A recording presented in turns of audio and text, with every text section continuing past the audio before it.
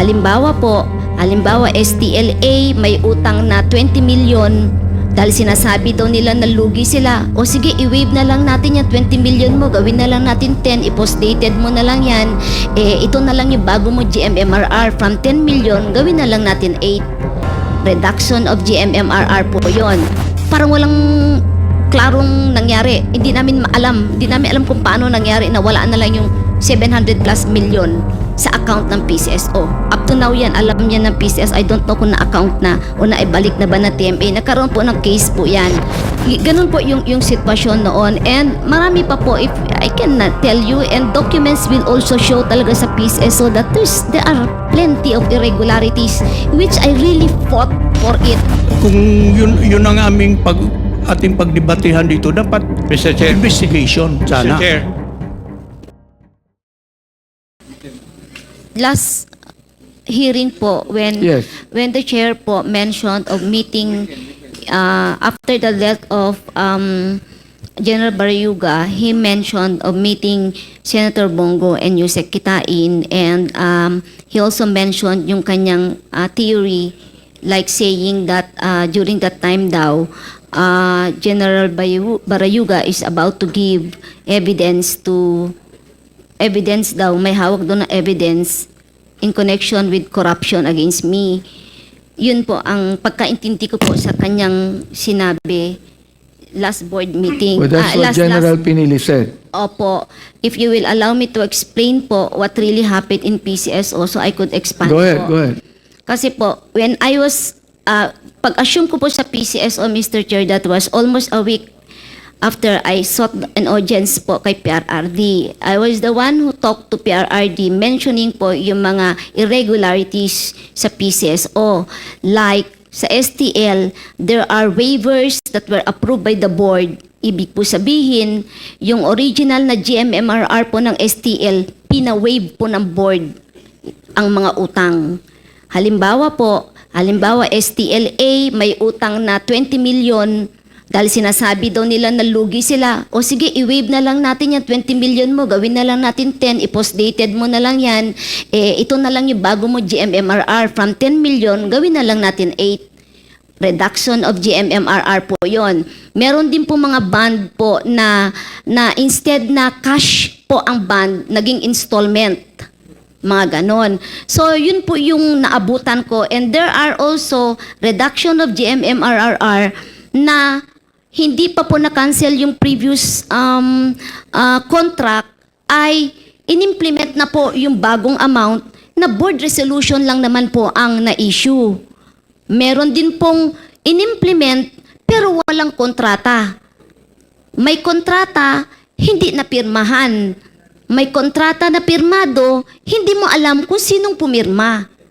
So those are the irregularities po na nangyari, and kung i-compute mo po na wala kay PCSO, I think, if I'm not mistaken, meron naman po listahan ng PCSO, that is around 5 billion ang nawawalang 5 pera. billion. Oo, more or less. I'm not sure of the figure, pero yan po yung estimate.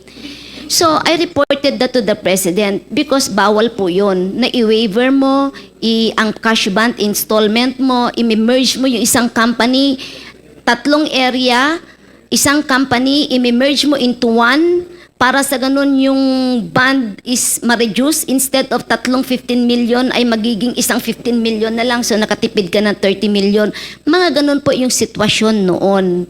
So, there was during that time, and I assume also, may nagarnish po na 700 plus million ang TMA sa account ng PCSO na parang nawalang bula.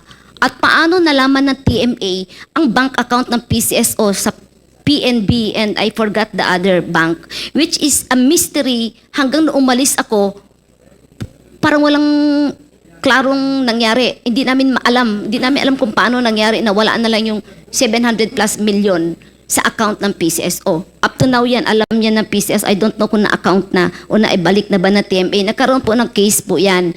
With regard sa peryahan ng bayan, pag-assume ko po, Mr. Chair, meron pong court CA decision.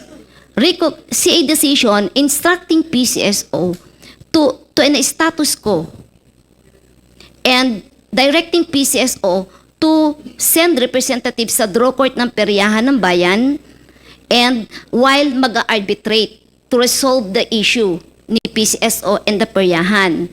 And pag-assume ko po, meron ng board resolution adopting the Court of Appeals decision. So that is why when I assume, sir, sabi ko, itong status ni peryahan, I think we should implement because there's a court order and the board decided to adopt. Pero that time po, kinasuhan na po ng peryahan si Chairman Pinili for not following the CA order po.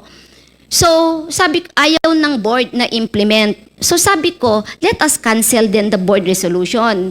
Para sa ganun naman, wala akong i-implement. Kasi implementor lang naman ang GM po. Ayaw po nila ipa-cancel.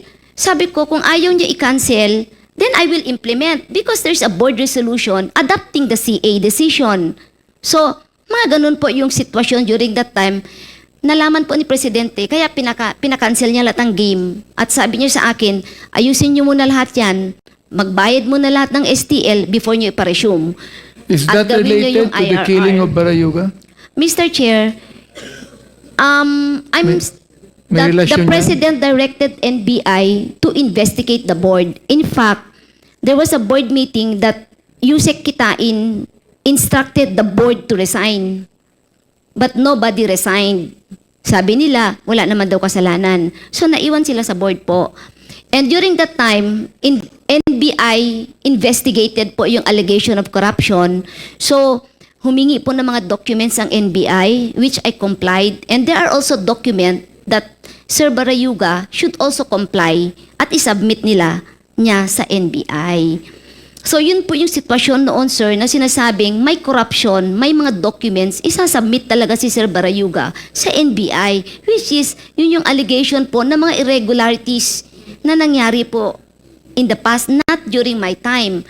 And last quarter of 2020, Eric Destor met me po, nag-usap kami sa Shangri-La. Sino po? Eric Destor, he was the OIC NBI during that time. Ang sabi, nangumusta siya, sabi ko, it's okay. Inaayos naman namin lahat. Sabi ko, kumusta po yung investigation nyo, kako? Ang sabi niya, tapos na daw yung investigation na ginawa nila sa PCSO. Tinanong ko, ano bang resulta? Sabi niya sa akin, lahat ng board ay tatamaan. And there are some AGMs po na involved kasi may mga napirmahan. Tapos sabi ko, asan yung papel? Sinabmit ko na sa Malacanang. Binigyan ko si Senator Bongo at saka ang PMS para makarating kay Presidente. So sabi ko, okay, pwede ba humingi ng result? Sabi niya, hindi pwede, confidential. Kasi may recommendation. If the palace will approve it, they will file the case. Hanggang na lang po umalis ako, wala pong nangyari. Hanggang sa nahirapan na lang ako sa PCSO, Mr. Chair, at sobrang hirap ko dahil po may mga pressure like yung Smart Info, yung joint venture na Chinalat, na ako lang po nagdesisyon at kung minsan pati po si Director Sandercam ay nagkakaintindihan kami kasi nga hindi po tama. When you talk with the NBI director, was Barayuga still alive? Hindi na po. Namatay na po. Namatay na siya. Opo, wala na siya. Kasi parang back to almost normal na yun eh nung nag-start na kaming slowly babalik na yung operation namin. Ganun po yung sitwasyon noon. And marami pa po, if I can tell you, and documents will also show talaga sa PCSO that there are plenty of irregularities which I really fought for it. Do you have documents to show? Do you still have documents to show? I have some documents, but definitely mayroon document ng legal Now, will at ang you board po submit ng to us the PCSO. documents that you're keeping? Pag makalabas po ako, sir, kay hindi ko Okay, you ako lang promise that, no? nakakaalam. Nakalabas ka, you will Hahanapin submit ko po. documents to me. Yung po to us, to mga the natago committee. ko lang po. Yes. Okay. So General Pinili, now, tell us now what you would like to say. Because ikaw ang pinalitan ni Colonel Garma, hindi ba? No, sir. I'm the chairman of PCSO. Chairman, okay. Chairman, sige. I just preside during board meeting. For the information of the Quadcom, it was pandemic.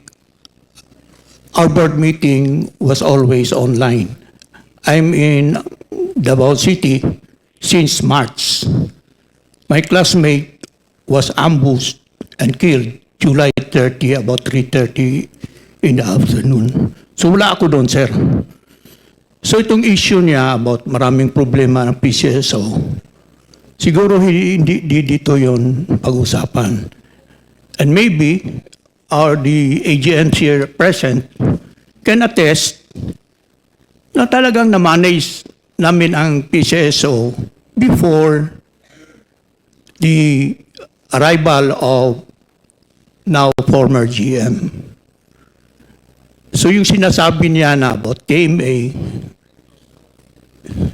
the AGMs here will bear me out na ako yung nag-insist na hindi talaga mag-provide ang TMA ng papers ng PCSO. So, ang issue kasi dito, Mr. Chair, is yung pagpatay ng classmate ko. Pero namang whistleblower na si Police Colonel Mendoza. So, dapat yun ang pag-usapan. Kasi pag sabihin niya yung pagdating niya, maraming nakita siyang mga problema, hindi yun ang issue. Kung yun ang aming ating pagdebatehan dito, dapat Mr. Chair. investigation sana. Mr. Chair. Yes, Congressman Akop, with the indulgence of Congressman Abante. A point of order lang, Mr. Chair. Oh, yes, what is the point of order? Kasi hindi ko matanggap na yung underclass ko. Tuturuan ako kung anong gagawin natin dito eh. You know, you become a congressman first before you can tell us what to do. When we want to discuss something here, wala kang pakialam doon kasi kami ang nagkukuha ng agenda rito eh.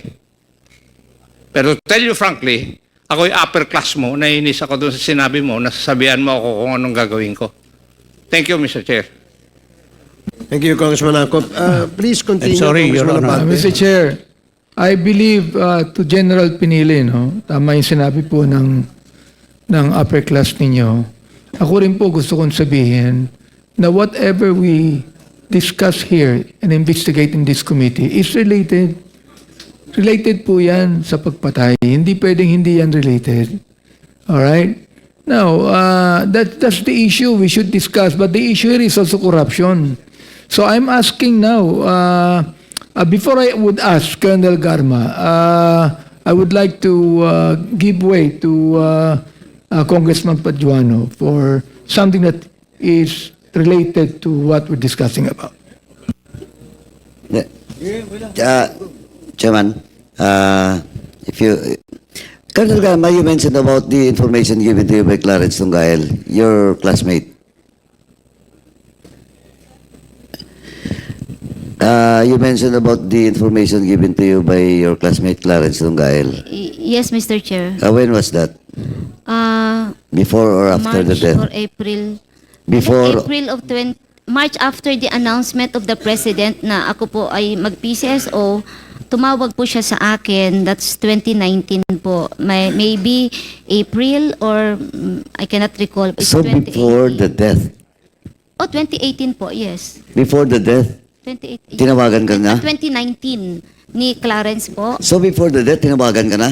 Nino po. Ni Clarence? Yes, Mr. Chair. Giving you information about it? Yes, Mr. That Chair. Wesley Bayaroga is involved Sabi niya, in the sir, drugs? yun ang sabi niya sa akin. Bakit? Isa siyang PDL the time, di ba? Si... Si Tunggael, persons deprived of liberty. Di ba nakakulong na siya noon? Opo. Why should you believe a PDL to give you information about it? Kaya nga po ang sabi ko, i-validate. Kasi ako, ganun lang ako. Hindi, pero ang lumabas kasi, based on the accounts made by DG Lasso, doon sa record po, ipinasok yung pangalan ni General Wesley after his death. Ay, no po. Ang 2019 pa po yun. Hindi nga eh. Ang sinasabi ko nga, I do not know. yung pangalan ni Wesley never appear before his death. Doon sa death list. Ay, hindi ko na po, hindi ko alam kung ano yung list na po na yun eh. Ayun na nga ang sinasabi ko, Kasi ano, Colonel nakakaalam lang siya. Garma, na yung pangalan niya in the official list of the Duterte's list after his death, na siningit nga eh. Pero Clarence Dugael called you Before his death po. Before his death? Nung na-announce po na mag-PCSO ako. Why should, ang tanong, bakit tawagan ka ni Clarence Dugael for that information? Anong purpose niya? And then you buy it. I didn't buy it, sir, kasi hindi ko naman pinalista. Ang sinabi ko lang, uy, may report na ganito, check. Ayun lang ako, sir. That's why nga nung finormulate... Hindi ka nagtanong sa kanya, bakit nagbigay siya ng information sa'yo? Of course, I asked, bakit yan ang sinasabi mo? Oh, ano daw?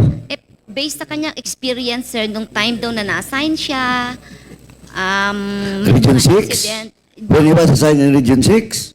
ang kwento niya sa akin, sir, na according to him, during that time doon na-assign doon, ay protector siya ng ganito, ganyan-ganyan. Kaya, sir, hindi ko masyadong kasi, may report na involved daw siya. Pinasa ko lang, i-validate nyo na lang kasi it's not my line. I don't have the asset to do it. Ganun lang po ang ginawa ko. Then, wala na po. Then when I assume, nakita ko naman po na mabait naman siya. Hindi na alam ko na umimik. Hindi, Naiyak ko yun na na nga lang eh. po si Sir Barayuga po, sir. Hindi, yun na nga eh, kasi I thought all the while, yung information given to you by Clarence was made after the death, pero prior to the death. Oh, Na sir. matagal pa, A year before I assume pa PCSO. 1 year. Yes, sir. Hindi ko na po alam kung ano nangyari doon, sir. Pero prior to that, lagi kayo nagtatawagan ni Clarence? Hindi ko alam kung ba't niya alam phone. Kasi, sir, when... Oh, nung that was the nanalo first time po- that Clarence called you? Hindi po. Hindi ko nga alam paano sila nakakakuha ng number ko kasi nung na-assign ako ng CIDG, every time I transfer from one unit kasi, nagpapalit ako ng number kasi maraming tumatawag, which is umingi ng tulong. Hindi ako Pero yung nakakatulong. kaklase nyo, kasi nagtatawagan naman yan, nagpapasarang Yes, sir. ng Nasa- number, di ba? Nung pong Kaya nasa... normal lang yan. Yes, sir. Nung Na makuha nanalo din ni po, Clarence, yung number mo. Yeah.